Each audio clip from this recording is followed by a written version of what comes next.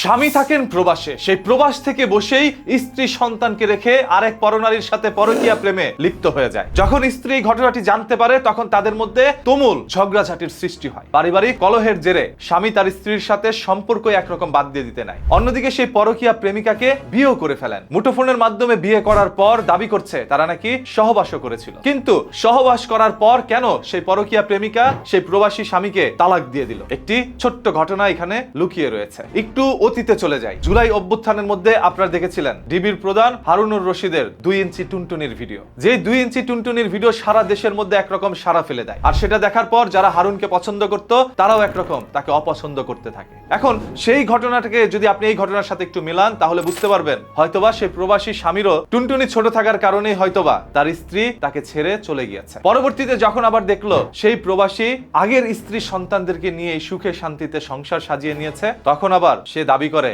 আমি তাকে ডিভোর্স দিল, সে তো আমাকে ডিভোর্স দেয় নাই, আমি আবারও তার সাথে সংসার করতে চাই। আর এটা প্রবাসী স্বামীর স্ত্রী কোনোভাবেই মেনে নিচ্ছিল না, যার কারণে সে এসে সেই পরকীয়া প্রেমিকাকে ধরে। এরপর যা হবার তাই হলো। পরকীয়া প্রেমিকা জন সিনার মতো কাঁধে নিয়ে 2-1টা আছাড়ও দিয়েছে সেই প্রবাসীর স্ত্রীকে, কারণ সে তো মা হয়েছে, 2-4টা বাচ্চাও আছে, তার তো শরীরের মধ্যে এরকম শক্তি নাই। আর ও তো বাচ্চার সন্তান জানা সত্ত্বেও আসছে পরকীয়া করতে, তার মানে ওনার শরীরের শক্তি মোটামুটি ভালোই আছে। আর সেটারই একটি বাস্তব চিত্র আপনারা ভিডিওর মাধ্যমে দেখেছেন। যদিও আমি এডিটর সাহেবকে বলবো যে ওই রকম কোনো মারামারির দৃশ্য আপনারা দেখাবেন না, কারণ এগুলো দেখে আবার ইন্সপায়ার্ড হয় বাংলাদেশের নারীরা। যেখানে কথায় আছে হাদিসে আছে এবং গণনা করলেও দেখা যায় গড়ে মেয়েদের সংখ্যাই পৃথিবীতে বেশি, সেরকম ভাবে বাংলাদেশে একটি ছেলের 2-3টি করে মেয়ে পাওয়ার যোগ্যতা রাখে। এখন একজন প্রবাসী তার নিজের স্ত্রীকেই সময় দিতে পারছে না, এই কারণে অসংখ্য স্ত্রীরা পরকীয়া প্রেমে লিপ্ত হয়ে যাচ্ছে। বাংলাদেশের নিত্যদিনের ঘটনা এটা। সেই প্রবাসে থেকে আরেক পরকীয়া প্রেমিককে সময় দেওয়া শুরু করছে। তদন্তে হয়তোবা বেরিয়ে আসতে পারে আরো কোনো নারীর সাথে তাদের সম্পর্ক আছে। একজন প্রবাসী প্রবাসে গিয়েছে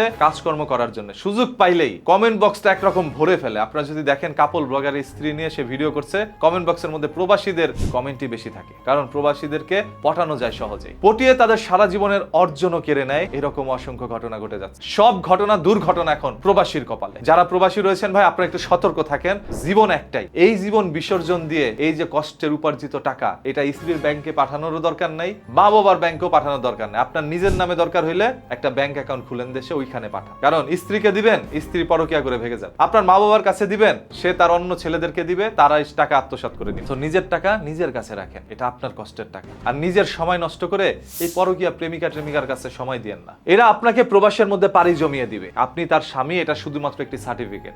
এছাড়া সহবাস, মনোরঞ্জন, পরকীয়া সব করে যাবে অন্য পুরুষের সাথে। দেশের মাটিতে তারা থাকবে আর আপনাকে প্রবাসের মাটিতে রাখবে। আপনি না থাকলে তো যখন খুশি তখনই ছেলেদেরকে ঘরে ঢুকে পরকীয়া করতে পারবে। এটাই কিছু সংখ্যক মেয়েদের টার্গেট। এদিকে একটু সতর্ক থাকেন। প্রবাসী ভাইদের কাছে অনুরোধ, এটা আমি আপনার ভালো চাই। সর্বশেষ এই রকম সকল ঘটনা জানার জন্য চোখ রাখুন এখন থেকে নিউজ কিট। মাটির নিচ থেকে লুকোনো সত্য উন্মোচন করে আপনাদের সামনে প্রকাশ করব ইনশাআল্লাহ।